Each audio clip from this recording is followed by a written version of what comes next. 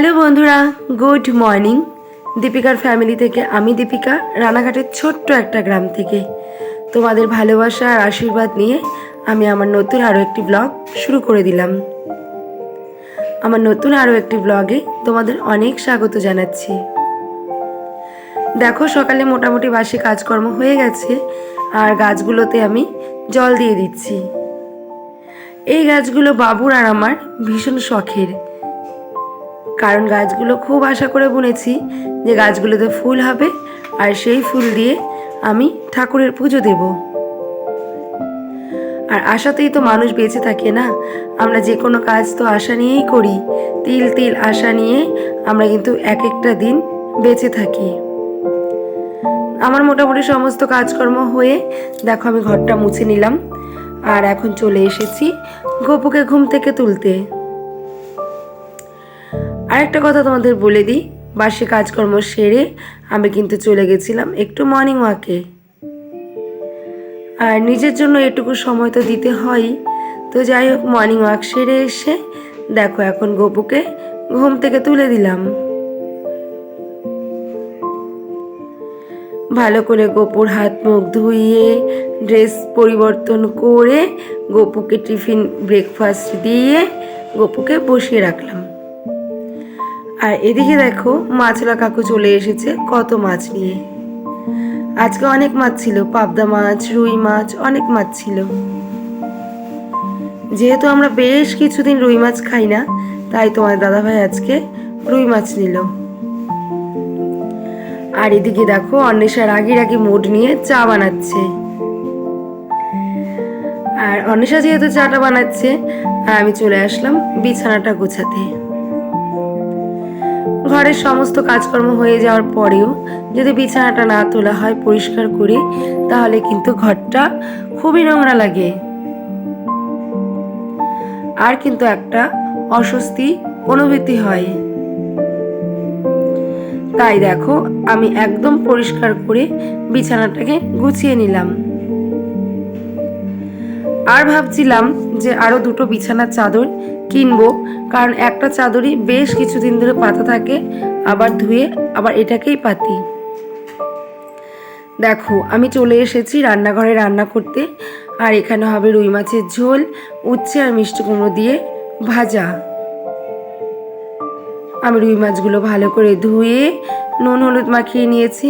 আর এখানে আলু কেটে রেখেছি, আর ওখানে উচ্ছে আর কুমড়ো, আর এখানে মিক্সিং গ্রাইন্ডারে আমার মশলাটাও কিন্তু রেডি হয়ে আছে। আজকে দুদিকে দুটো কড়াই বসিয়ে দিয়েছি, তার কারণ হচ্ছে অনেকটাই বেলা হয়ে গেছে। আর তাই তো বুদ্ধি করে সব কিছু গুছিয়ে নিয়ে দুপাশে দুটো কড়াই বসিয়ে দিলাম, যাতে করে আমার রান্না করতে কোনো অসুবিধাই না হয়। সব কিছু গুছিয়ে নিলে একটা সুবিধা কি হয়, দুদিকে দুটো কড়াই বসিয়ে দিলেও শুধুমাত্র তরকারি ঢালো, নাড়ো চাড়ো আর নামিয়ে ফেলো। আর বুদ্ধি থাকলে আর একটু বুদ্ধি খাটিয়ে কাজ করলে কিন্তু পরিবারে কোনো সমস্যাই হয় না। যেহেতু আজকে একটু দেরি হয়ে গেছিল আর টাইম মতো আমি ভাবছিলাম রান্নাটা করে সবাইকে খেতে দিতে পারবো না, তখনই আমার এই আইডিয়াটা মাথায় এলো। আর একটু বুদ্ধি খাটিয়ে কাজ করলে কিন্তু সময়ের কাজগুলো ঠিকঠাক সময় মতোই হয়ে যায়। এই দেখো না, আজকে আমার দেরির কারণে ভেবেছিলাম হয়তো সময় মতো ভাত দিতে পারবো না, 10:30টার মধ্যে হয়তো আমার রান্নাটা কমপ্লিট হবে না। কিন্তু দেখো সব কিছু গুছিয়ে গাছিয়ে দুদিকে দুটো কড়াই বসিয়ে দিয়েছিলাম এবং কাজগুলো কিন্তু আমার সমান তালে হয়ে গেছিলো। আর সময় মতোই কিন্তু আমি সবাইকে খেতে দিতে পেরেছিলাম। তাই একটু বুদ্ধি খাটিয়ে কাজ করলে কিন্তু কোনো অসুবিধার সম্মুখীন আমাদের হতে হয় না এবং সময়ের কাজটা কিন্তু ঠিকঠাক সময় মতোই হয়ে যায়। দেখো গল্পে গল্পে আমার মাছের ঝোলটা প্রায় হয়ে আসছে। আর ওইদিকে কিন্তু আমি মিষ্টি কুমড়ো আর উচ্ছের ভাজাটা বসিয়ে দিয়েছি। মিষ্টি কুমড়ো আর উচ্ছে ভাজা ওটা হচ্ছে আমার মায়ের স্পেশাল ডিশ, কারণ ওটা আমি মায়ের থেকেই শিখেছি। আর বেশিরভাগ রান্নাই কিন্তু আমি আমার মায়ের থেকেই শিখেছি। এদিকে দেখো আমার মিষ্টি কুমড়ো আর উচ্ছে ভাজাটা হয়ে গেছে, আর সেটাকে আমি নামিয়ে নিলাম। মাছের ঝোলটা ফুটতে থাকুক, এদিকে দেখো আমার ব্রেকফাস্টটা আমি এখন রেডি করে নেব।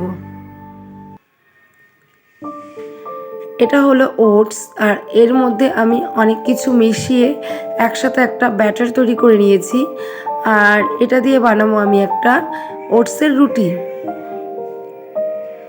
তো অনেকে এটা ওটসের চিলাও বলে থাকে, তো আমি একদম সহজ বাংলা ভাষায় রুটিটাই বলে থাকি। আর এটা আমি মাঝখান থেকে পিস পিস করে খুন্তি দিয়ে কেটে নিয়েছি, তার কারণ উল্টাতে কিন্তু আমার খুবই সুবিধা হবে। এদিকে রুটিটাও কমপ্লিট হয়ে গেল, আর এদিকে দেখো আমার মাছের ঝোলটাও কিন্তু কমপ্লিট। আর আজকে সকালে ব্রেকফাস্টে দেখো আমি নিয়ে নিলাম ওটসের চিলা প্লাস 1 বাটি স্যালাড। সবাইকে খেতে দিয়ে সমস্ত কাজকর্ম পরিপাটি করে এখন দেখো একটু রান্নাঘরটাকে পরিষ্কার করে নেব। ভালো করে আমি গ্যাসটা মুছে, আর যেহেতু নিচে রান্না করি চারিদিকে তেল ছিটকায়, তো সমস্ত দিকটা ভালো করে মুছে আর রান্নাঘরটাকেও পরিষ্কার করে নেব। ঘর যেমনই হোক না কেন সেটা পরিষ্কার করার দায়িত্ব কিন্তু আমাদেরই। আর আমার কোনো নির্দিষ্ট রান্নাঘর নেই, তোমরা তো সেটা সবাই জানো। এই ঘরেই কাজ করি আর এই ঘরেই কিন্তু রান্না করি। যেহেতু আমি এই ঘরে সারাটা দিনই কাটাই, তো এই ঘরটাকে কিন্তু আমার ধুয়ে মুছে ভালো করে পরিষ্কার করে রাখতেই হয়।